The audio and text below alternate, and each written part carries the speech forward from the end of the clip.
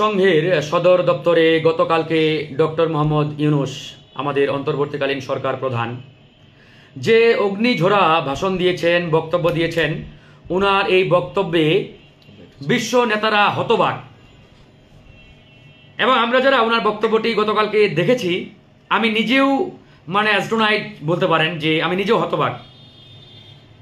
উনি এত চমৎকার সাবলীলভাবে বিশ্বের নানান ইস্যুগুলো ধারাবাহিকভাবে যেভাবে তিনি তুলে ধরেছেন, এটা আসলে একজন বর্ষিয়ান রাজনীতিবিদের চাইতে কোনো অংশেই কম নয়।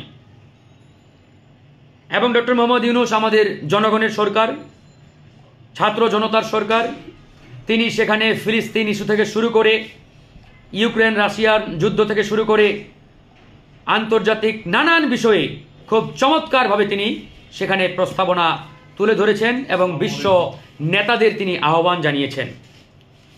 এবং এই যে গ্লোবাল প্ল্যাটফর্মে বাংলাদেশকে তুলে ধরা, বাংলাদেশকে রিপ্রেজেন্ট করা, বাংলাদেশের মাথা উঁচু করে দাঁড়ানোর যে একটা সুযোগ ডক্টর মোহাম্মদ ইউনূসের মাধ্যমে বাংলাদেশের হয়েছে, এটি আসলে শুধুমাত্র ইউনূস সাহেব নয়, প্রকারান্তরে এ দেশের জন্য একটা সম্মান, গৌরব, একটা অনার বলতে পারেন।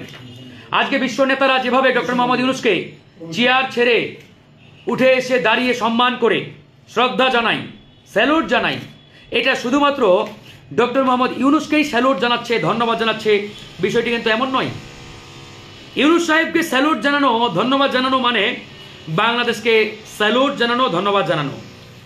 এবং বিশ্ব নেতাদের এই স্বীকৃতির মাধ্যমে আন্তর্জাতিক পর্যায়ে বাংলাদেশ এখন এক অনন্য উচ্চতায় কিন্তু আসীন হচ্ছে এবং সেই শিখরের পথেই আমরা সামনে এগিয়ে যাচ্ছি।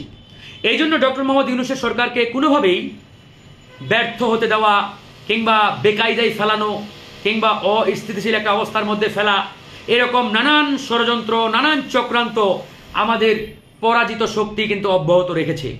এই জায়গাগুলোতে আমাদের যথেষ্ট কেয়ারফুল থাকতে হবে, সতর্ক থাকতে হবে।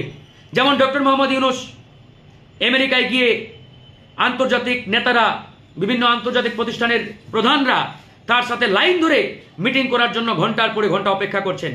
কিন্তু একই সাথে আমরা এটাও দেখেছি যে ইউনূস সাহেবের পাশে একজন পতিত স্বৈরাচারের দোসর আওয়ামী লীগের এক এমপির নাতি পাশে দাঁড়িয়ে সেখানে ছবি তুলেছেন। এই যে ছোট্ট একটা বিষয়, কিন্তু বিষয়টা ছোট্ট নয়। এই জায়গাগুলোতে ইউনূস সাহেব যদি কেয়ারফুল না হন, সতর্ক না হন, তাহলে ওই উনার চারপাশে যারা আছে এরাই উনাকে বিপদে ফেলবে, এরাই উনাকে বড় ধরনের একটি বিপদের মধ্যে ঠেলে দেবে।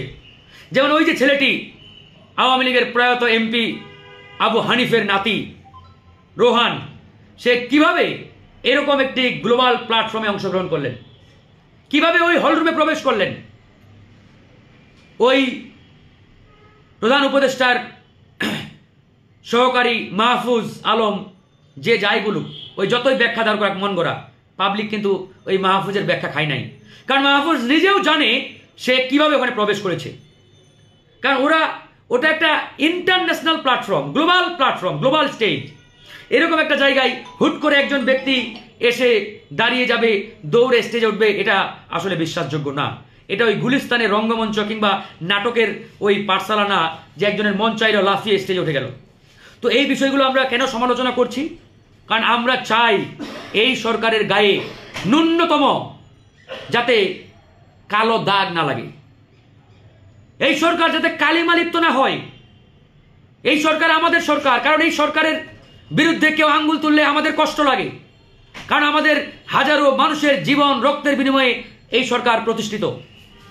এই সরকার যাতে ভালোভাবে এই দেশকে বিনির্মাণ করতে পারে, এই জন্যই আমরা এই কথাগুলো বলছি। এই কথাগুলো সরকারকে শুনতে হবে, সেভাবে কাজ করতে হবে। কারণ আমরা চাই না এই সরকারের দিকে কেউ আঙ্গুল তুলুক, এই সরকারের গায়ে কোনো কালেমা লিপ্ত কোনো তকমা লাগুক। প্রিয় বন্ধুগণ, আজকে এই সরকারের উপদেষ্টা পরিষদ নিয়ে নানান কথা হচ্ছে, আমরা এখনো বলছি।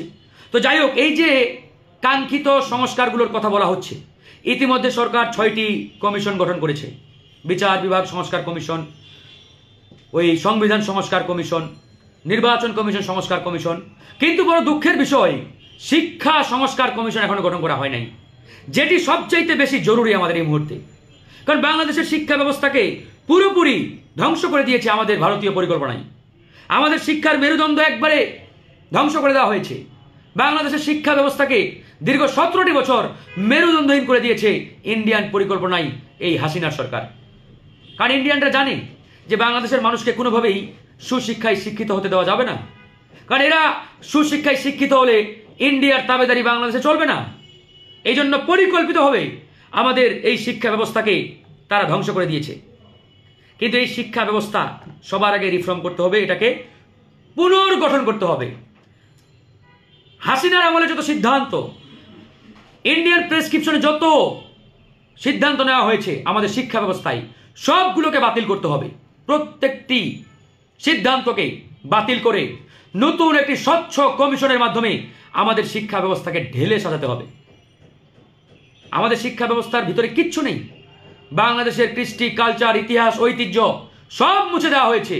আমাদের শিক্ষা ব্যবস্থার পরতে পরতে, স্তরে স্তরে ওই ভারতীয় হিন্দুত্ববাদী, উগ্র হিন্দুত্ববাদী কৃষ্টি, কালচার, সংস্কৃতি এখানে ঢুকানো হয়েছে। আমাদের ইতিহাসের মহানায়ক শহীদ তিতুমির, ইখতিয়ার উদ্দিন বিন বখতিয়ার খলজি, আমাদের হাজী শরীয়তুল্লাহ, মানে ইসলামের ইতিহাসের মহানায়ক যারা ছিলেন, এদেরকে ওই ভারত সন্ত্রাসী আখ্যা দিয়েছে। এরা নাকি সন্ত্রাসী, এরা ওই ভিন দেশ থেকে এখানে এসে মানে ওই করছে, মানে নেগেটিভভাবে উপস্থাপন করেছে। চিন্তা করতে পারেন, মানে এরা ব্রিটিশ বিরোধী আন্দোলনের মহানায়ক, আর এদেরকে সন্ত্রাসী হিসাবে, উগ্রবাদী হিসাবে তুলে ধরা হয়েছে পুরোপুরি ইন্ডিয়ান পরিকল্পনায় এই শিক্ষা ব্যবস্থায়। আর এগুলো কারা করে জানেন? আমাদের দেশের কতিপয় পাঁচাটা ওই ইন্ডিয়ান গোলামরা, আমরা তাদের চিনি। এই জন্য এখন আমাদের যেটি পরিষ্কার দাবি, পরিষ্কার কথা, এই শিক্ষা কমিশন অতি দ্রুত সরকারকে গঠন করতে হবে এবং এখানে প্রত্যেকটা স্টেক হোল্ডারের প্রতিনিধি রাখবে।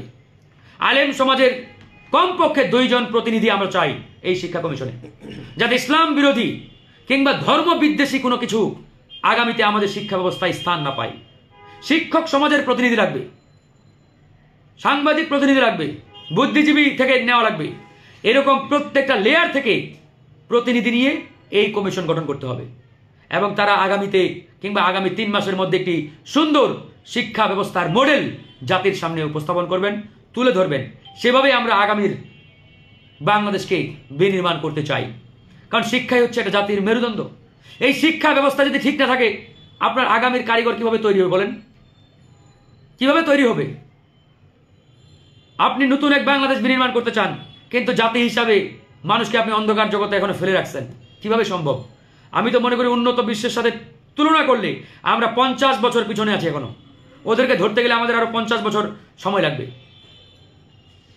এই জন্য আমাদের উন্নত প্রযুক্তি, আধুনিক শিক্ষা ব্যবস্থার সাথে তাল মিলিয়ে আমাদের এই শিক্ষা ব্যবস্থাকে ঢেলে সাজাতে হবে। এই জন্য এই শিক্ষা সংস্কার কমিশন অতি জরুরি হয়ে পড়েছে আমাদের জন্য। এটা অবশ্যই গঠন করতে হবে। একই সাথে অন্যান্য যে সংস্কার কমিশনগুলো গঠন করা হয়েছে, সেগুলো যাতে খুব সুচারুরূপে সুন্দরভাবে কাজ করতে পারে, আমরা এই সরকারের কাছে আহ্বান জানাই। ইনশাআল্লাহ তারা সুন্দরভাবেই কাজ করবেন বলে আমরা আশা রাখি। ধন্যবাদ।